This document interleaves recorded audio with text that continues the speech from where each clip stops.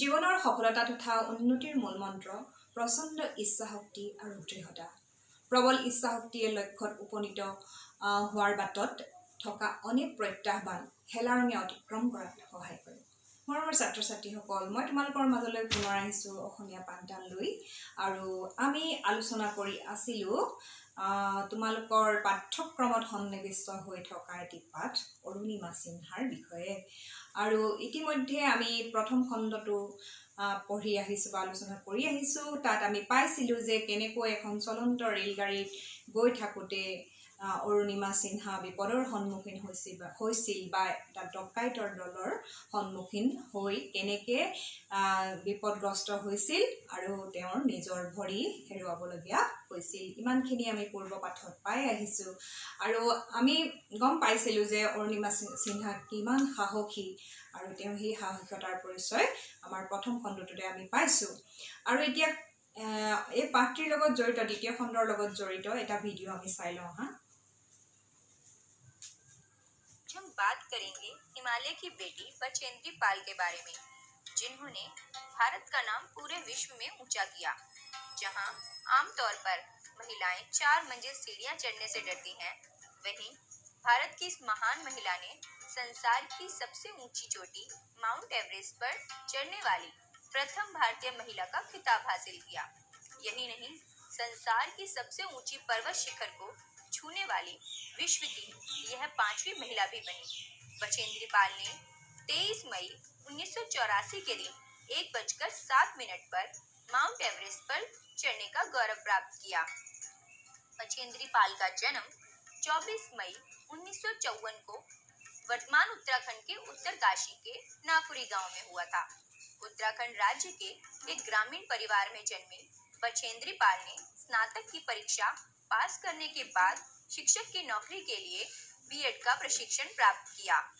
परंतु कहते हैं ना, जिसको कुछ बड़ा करने का जज्बा हो वह साधारण सी शिक्षक की नौकरी से संतुष्ट कैसे होता।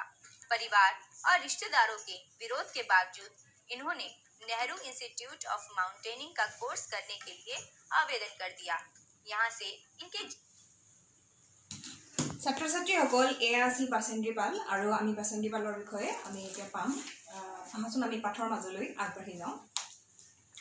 ইয়াত আমি ইতিমধ্যে গম পালোঁ যে কেনেকৈ অৰুণিমাই ট্ৰেইনখনত গৈ থাকোঁতে ডকাইতৰ দলটোৰ সন্মুখীন হৈছিল, আৰু কেনেকৈ তাইৰ নিজৰ এখন ভৰি হেৰুৱাবলগীয়া হৈছিল, তাৰ ঠাইত এখন কৃত্ৰিম ভৰি সংযোজন কৰা হৈছিল। এতিয়া কি কৈছে যে যেতিয়া তাই হস্পিটেলত পৰি আছিল, তেতিয়া তাইৰ মনলৈ কি আহিছিল?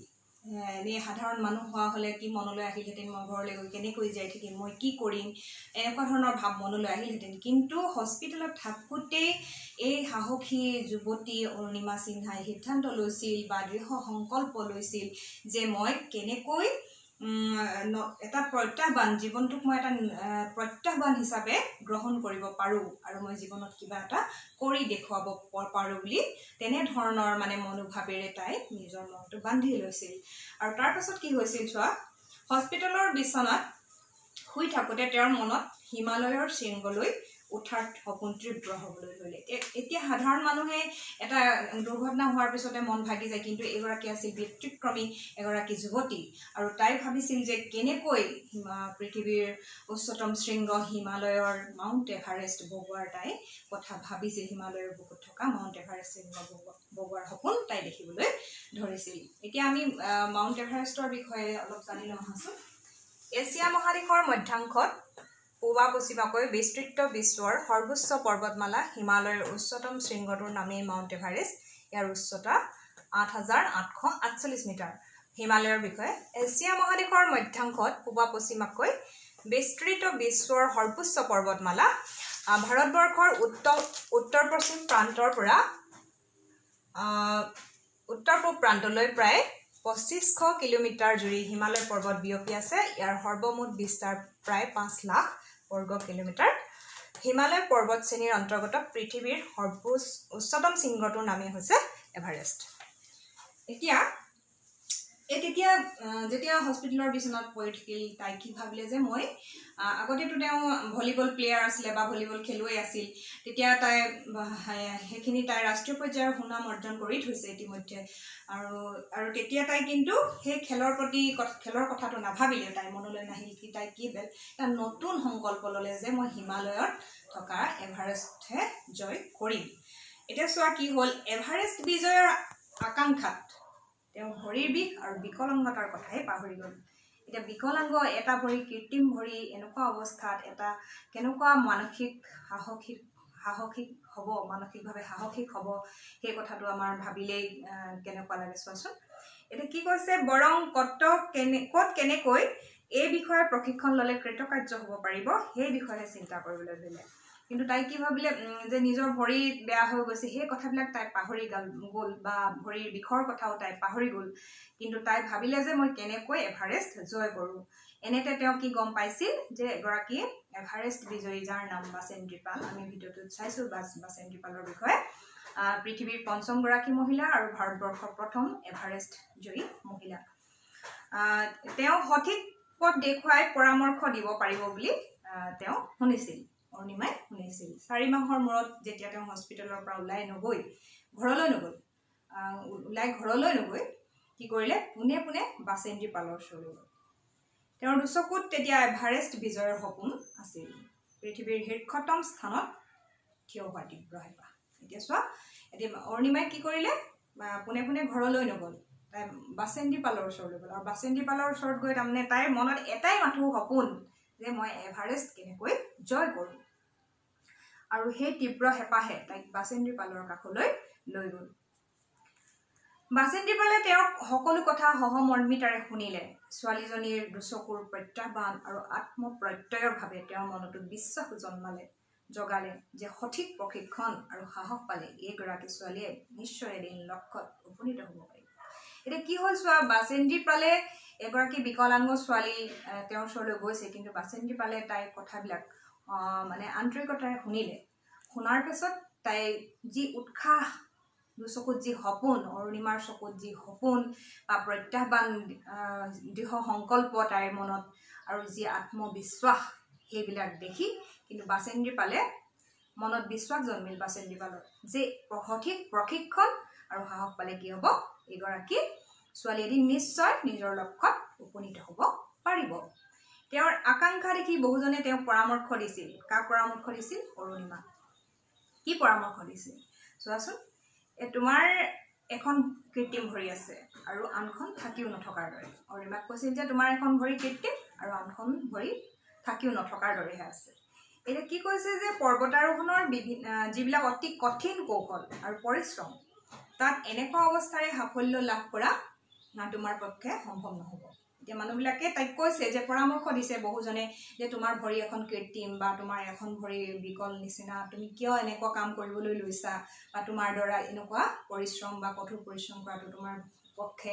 সম্ভৱ নহ'ব এনেকুৱা ধৰণৰ পৰামৰ্শ মানুহবিলাকে অৰুণিমাক দিছিল কিন্তু কি হ'ল চোৱা তাত কৈছে যে তাতোকৈ সাধাৰণভাৱে জীৱনটো পাৰ কৰা এনেবিলাক কামলৈ আগবাঢ়ি যোৱাটো বিপদাপন্ন কৰি তাৰমানে জীৱনটো বিপদাপন্ন কৰিব নালাগে তুমি এনেকুৱাবিলাক কামৰ প্ৰতি আগ্ৰহী নহয় ঘৰতে থাকা এনেকুৱা ধৰণৰ পৰামৰ্শ বা জীৱনটোলৈ তুমি বিপদ মাতি আনিব নালাগে এনেকুৱা ধৰণৰ পৰামৰ্শ কোনে দিছিল ওচৰ চুবুৰীয়া বা কোনোবাই তেওঁক সেই পৰামৰ্শ দিছিল কিন্তু তাৰ পাছত কি হ'ল চোৱা পিছে যাৰ দুচকুত এভাৰেষ্ট বিজয়ৰ সপোন থাকে অন্তৰত প্ৰচণ্ড সাহ আৰু আত্মবিশ্বাস এনেকুৱা লক্ষ্যৰ পৰা বিচ্যুত হ'ব পাৰে সেইকাৰণে কৈছে যে যাৰ দুচকুত কি আছে এভাৰেষ্ট বিজয়ৰ সপোন আছে আৰু অন্তৰত প্ৰচণ্ড সাহস আৰু আত্মবিশ্বাস তেনে এগৰাকী যুৱতীয়ে কিন্তু আমি ইতিমধ্যে গম পাইছোঁৱেই যে অৰুণিমাৰ কি সাহস অৰুণিমাৰ সাহসৰ পৰিচয় আমি প্ৰথম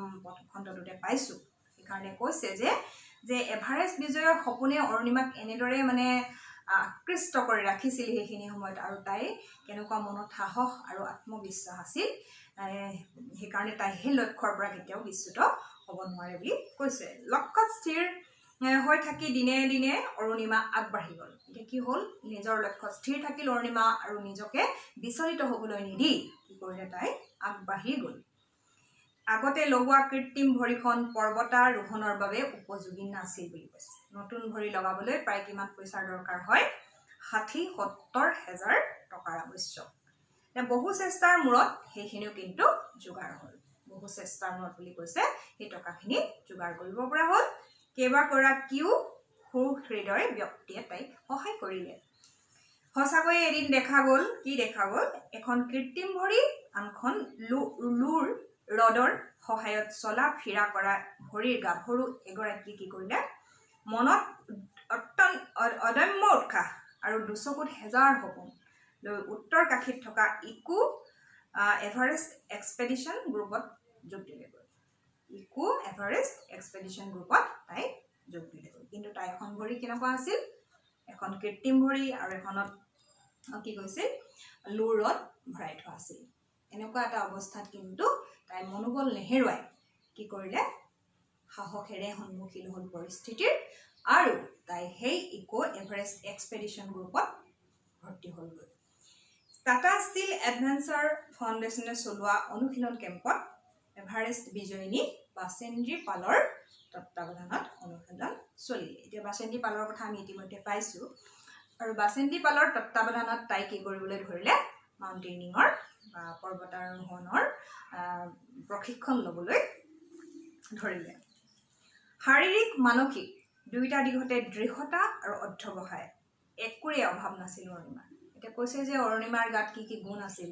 কি কৈছে? শাৰীৰিকভাৱেও তাই নিজকে সবল কৰি ৰাখিছিল আৰু মানসিকভাৱেও। যদিও তাই বিকলাংগ আছিল, এই পাঠটো তোমালোকৰ ইয়াত দিয়াৰ এটা উদ্দেশ্য আছে যে এগৰাকী কেনেকুৱা যুৱতী, ধৰা তেওঁ বিকলাংগ কিন্তু তেওঁ মানসিক উদ্যম আৰু সাহস কেনেকুৱা, সেই কথাটোৱে আমাৰ মনত সাহস যোগাব পাৰে। সেইকাৰণে ছাত্ৰ ছাত্ৰীসকলক উদ্দেশ্যি এই পাঠটো ইয়াত দিয়া হৈছে আৰু তোমালোকক সাহস যোগাবৰ কাৰণে প্ৰধানকৈ তোমালোক সাহসী হ'বা অৰুণিমা সিনহা আৰু বাসেন্দ্ৰী পালৰ জীৱনৰ পৰা। এতিয়া কি কৈছে যে শাৰীৰিকভাৱে আৰু মানসিক দুয়োটা দিশতে দৃঢ়তা আৰু অধ্যৱসায় একোৰে অভাৱ নাছিল অৰুণিমাৰ। ভৰিখন হেৰুওৱা দুৰ্ভাগ্য সৌভাগ্যলৈ পৰিণত কৰাৰ প্ৰতিজ্ঞা সফল হ'বলৈ উঠি পৰি লাগিছিল। এতিয়ালৈকে আমি এইখিনি কথা গম পালোঁ যে কেনেকৈ তাই হস্পিটেলৰ পৰা পোনে পোনে গৈ বাসেন্দ্ৰী পালৰ ওচৰ পালেগৈ আৰু কেনেকৈ তাইৰ প্ৰশিক্ষণ আৰম্ভ হ'ল। সকলো বাধা নেওচি অৰুণিমাই পৰ্বতাৰোহণৰ প্ৰশিক্ষণ আৰম্ভ কৰিলে। আমি ইমানখিনিলৈকে এই পাঠটিত পালোঁ। পাঠটিত নহয়, আমি এই পাঠৰ অংশটোত পালোঁ, দ্বিতীয় অংশত। আৰু আমি তৃতীয় অংশলৈ পুনৰ তোমালোকৰ ওচৰলৈ আহিম। তোমালোকে লাগি থাকা আৰু ভালদৰে পঢ়া শুনা কৰি থাকা। আজিলৈ আহিছোঁ, ধন্যবাদ।